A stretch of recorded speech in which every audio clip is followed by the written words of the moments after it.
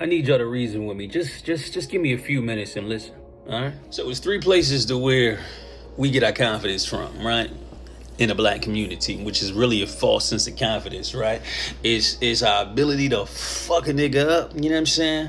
Our ability to get physically violent and people know what's up with us. And this is normally a mentality adopted by black men, right? Now, black women also have, you know what I'm saying, these characteristics, but we mainly focusing on black men because we have to be the spearhead to any revolutionary change in our community. Our ability to, you know what I'm saying, fuck bitches and swindle women. You know, I'm sorry for using that terminology, but that's the mindset, right? And then it's our ability to get money in retrospect or in comparison to other black people.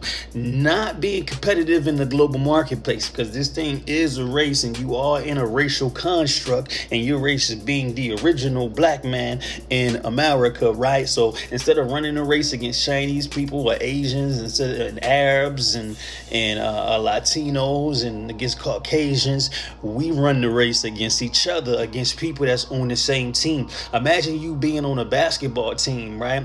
And instead of you passing the ball and getting assists, you got three people triple teaming you, and you got, that means you got two other people on the court wide open, but you never wanting to pass the ball. Instead of you passing the ball, you want to shoot the ball and getting it blocked down court, right? Or getting it stolen, right? So that's black people in America, right? We make the least amount of money, we spend the most, we add the most to this economy, and our current mentality keeps us at the bottom so that other people can profit from us. So if we're being totally and completely honest, we can see how slavery is still alive, but is based upon a turnkey, self-perpetuating mechanism that we ourselves keep our own selves enslaved. So while it looks like we're just ignorant people doing ignorant things, our ignorance actually fuels and funds and perpetuates the economic caste system in America, keeping white people on top, everybody else in the middle, and us at the bottom. So if the people make the least, right, and spend the most, that means that we are the number one contributors to the gross domestic product here in America.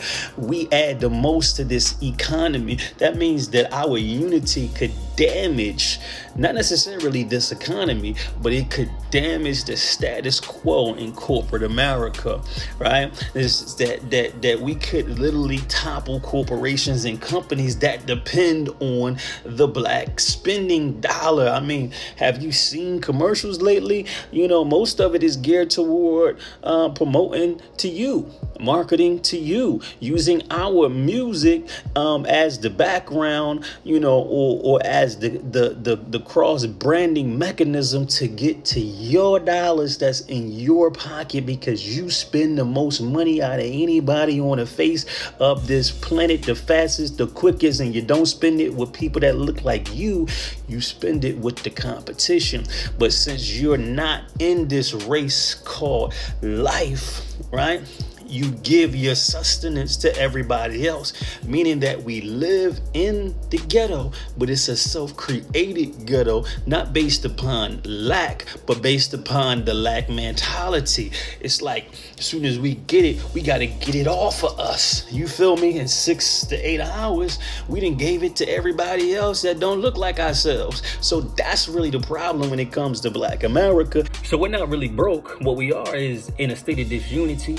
We're in a state of lack of confidence. We're in a state of lack of knowledge of self. And anybody who has the ability to fill that void, to heal those wounds, right, and bring us back into wholeness, into oneness with self and God, that individual has always been looked at as persona non grata. This is why they fought against the most honorable Elijah Muhammad. This is why they fight against the honorable Minister Louis Farrakhan, because the words that they speak out of their mouths have the ability to put ointment on the wounds and on the minds of the people to wake them up and then destroy this paradigm of self-hate perpetuated by spending everything that we got with everybody else that don't look like us while we give wealth to them, in return impoverishing ourselves. You gotta think about it. We in competition with each other. We in military competition with each other, because remember, we get our confidence from our ability, to hurt and harm another black man, right? Or black person, right? He's a bitch ass nigga. He's a pussy. You know what I'm saying? Or I killed them niggas. I shoot that nigga. I stab that nigga. Whatever, right?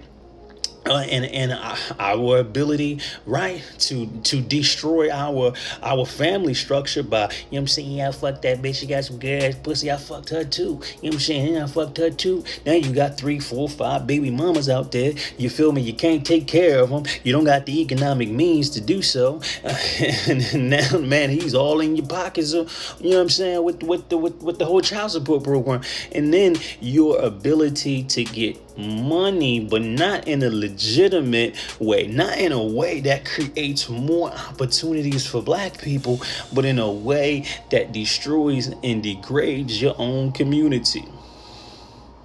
So if we turn this around, which we can turn this around, then we can get right on top. Because if we make the least and we spend the most with everybody else that don't look like ourselves, that means that the $1.7 trillion that we spend in this economy every year, I mean, just think about it. That's like, damn, that's about $400 billion every 3 months. Yeah, if we stop doing that, checkmate.